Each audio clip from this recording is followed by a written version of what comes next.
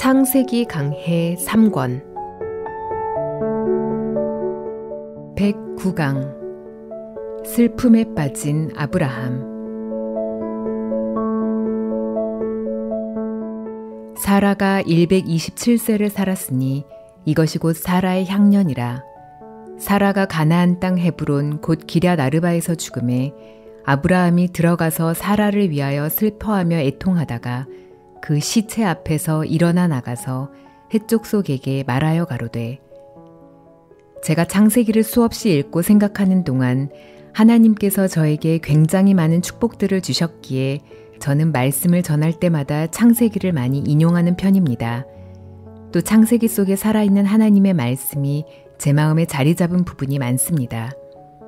그런데 창세기 23장은 읽을 때마다 깨달아지는 부분도 없고 이해가 안 가는 부분도 많았습니다. 창세기 23장을 읽어보면 아브라함은 아내 사라가 죽었을 때 하나님께 구하는 것이 아니라 장례를 위하여 햇사람에게 찾아가서 허리를 굽히고 사라를 장사할 무덤을 구합니다. 여기에 아브라함이 하나님 앞에 기도했다든지 하나님을 바랐다든지 하나님을 의지했다든지 하는 이야기는 전혀 없습니다. 창세기 12장에 등장하여 늙어 죽을 때까지 순간순간 하나님을 의지했던 아브라함인데 어떻게 창세기 23장에서는 하나님을 찾는 이야기가 하나도 나오지 않습니까? 23장 6절에서 헷족 속은 아브라함에게 내 주여 들으소서, 당신은 우리 중 하나님의 방백이시니 라고 말했지만 아브라함의 마음에는 하나님이 전혀 없었습니다. 어떻게 이렇게 될 수 있습니까? 23장 1절에는 사라가 127세에 죽었다는 이야기가 나오고 2절에는 아브라함이 들어가서 사라를 위하여 슬퍼하며 애통하다가 라는 이야기가 나옵니다. 문제는 바로 그것이었습니다. 우리 보기에는 사랑하는 아내가 죽었으니까 슬퍼하고 애통하는 것이 당연해 보입니다. 그러나 성경을 읽어보면 하나님은 우리에게 두려워하지 말라, 슬퍼하지 말라, 근심하지 말라는 말씀을 많이 하셨습니다. 항상 기뻐하라, 쉬지 말고 기도하라, 범사에 감사하라. 이는 그리스도 예수 안에서 너희를 향하신 하나님의 뜻이니라 라는 말씀을 들어보았을 것입니다. 하나님이 왜 그렇게 말씀하셨습니까? 우리가 슬퍼하니까 우리를 위로하기 위하여 그렇게 말씀하셨습니까? 물론 우리를 위로하시기 위해서도 말씀하셨을 것입니다. 그런데 그것보다 더 중요한 것은 우리가 슬퍼하거나 근심하거나 두려워할 때 그 슬픔이나 근심이나 두려움이 우리 속에 있는 믿음을 전부 잡아먹는다는 것입니다. 우리는 창세기 22장에서 하나밖에 없는 아들 이삭을 바치는 놀라운 믿음의 사람인 아브라함의 모습을 볼 수 있었습니다. 그런데 아내 사라가 죽었을 때 아브라함의 모습은 너무나 달랐습니다.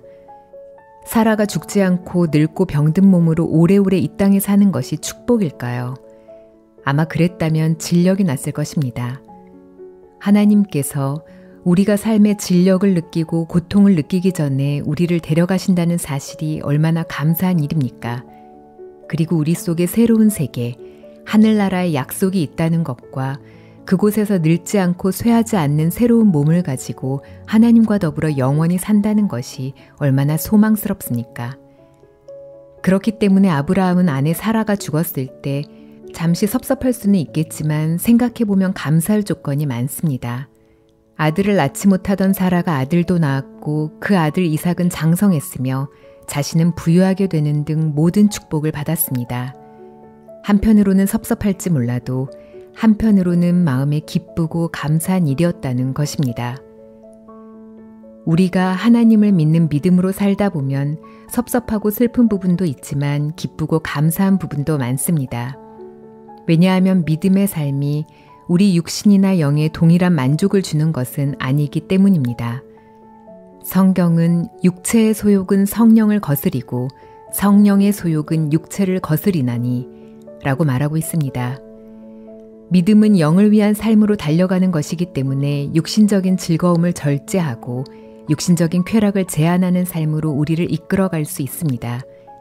믿음의 삶을 살다가 육신적인 면을 바라본다면 자신에게 큰 손해인 것처럼 보일 수 있습니다. 베드로가 모든 것을 버리고 주님을 따라간 것이 복되고 귀한 일임에 틀림없었지만 가족의 입장에서 본다면 그것은 지나친 믿음이라는 소리를 듣기에 합당한 일이었습니다.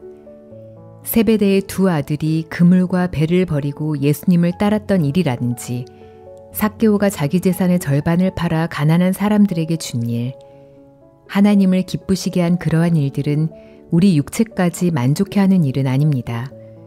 믿음의 삶을 영적인 면으로 바라보았을 때에는 한없이 축복된 삶이지만 육신적인 면으로 바라보면 실패하고 잘못된 삶, 손해를 보는 삶처럼 느껴질 수 있습니다. 믿음으로 걸어가는 길은 항상 양면성을 가지고 있습니다. 복된 일임에 틀림없는데도 어떤 면으로 보면 실패하는 것 같고 망하는 것처럼 보입니다. 아브라함이 아내 사라가 죽었을 때 슬퍼하고 근심하는 것이 당연한 것 같지만 다른 면으로 바라보면 그렇지 않습니다. 사라는 원하는 대로 아들도 낳았고 많은 민족의 어머니라는 이름도 얻었으며 하나님과 동행하며 가나안 땅에서 축복된 삶을 살다가 육체를 벗었습니다. 그가 영광스러운 하늘나라에서 주와 더불어 영원히 산다는 것을 생각했다면 아브라함은 사라의 죽음을 슬퍼해야 할 것이 아니었습니다. 그런데 아브라함이 믿음의 사람이었지만 사라의 죽음으로 인해 슬픔에 젖었습니다. 우리는 아브라함이 슬퍼하는 모습 속에서 아내 사라를 사랑했다는 사실을 알 수 있습니다. 그런데 슬픔이 아브라함의 믿음을 녹여버렸습니다. 여러분이 근심하는 것은 여러분의 믿음을 죽이는 일을 합니다. 두려워하는 건 역시 그러합니다. 그렇기 때문에 하나님께서는 하나님의 사람들이 근심하거나 슬퍼하거나 두려워하지 않게 되기를 바라십니다. 하나님은 절대로 그러한 것들을 기뻐하시지 않습니다. 옛날에 우리가 믿음이 없을 때 슬픔에 빠지면 거기에 계속 빠져들고 고통에 빠지면 계속 휘말려 헤어나지 못했지만 하나님은 여러분이 믿음 안에서는 그렇게 살기를 원하시지 않습니다.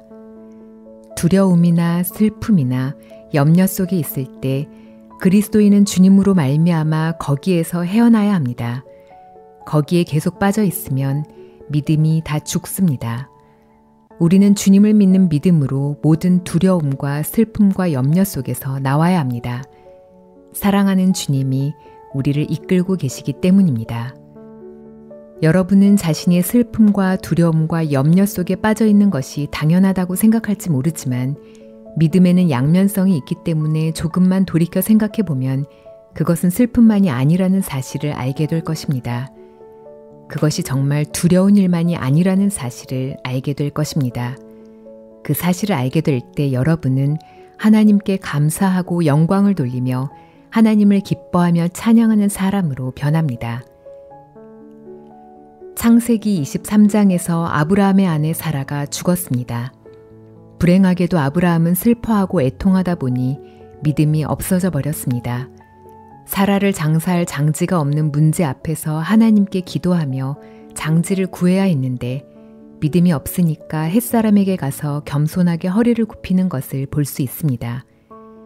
이것은 아브라함이 겸손하거나 온유해서 그렇게 한 것이 아니라 믿음이 없었기 때문에 나타난 행동이었습니다. 우리가 하나님 외에 다른 무엇을 의지하는 것 자체를 하나님은 기뻐하시지 않습니다. 아브라함이 그들에게 굽신거린 이유는 하나님이 그를 위하여 준비하신 것을 깨닫지 못했기 때문입니다. 그래서 사람의 눈치를 보고 사람을 향하여 마음이 기울어졌던 것입니다. 보통 사람들은 이러한 일을 대수롭지 않게 여길지 모르지만 하나님은 아주 섭섭해하시고 슬퍼하며 안타까워하십니다. 여러분은 주님을 바라보기를 바랍니다. 주님을 의지하기를 바랍니다. 주를 믿는 믿음으로 담대히 달려나가기를 바랍니다. 그렇게 할 때 여러분에게 하나님의 능력이 나타날 것입니다.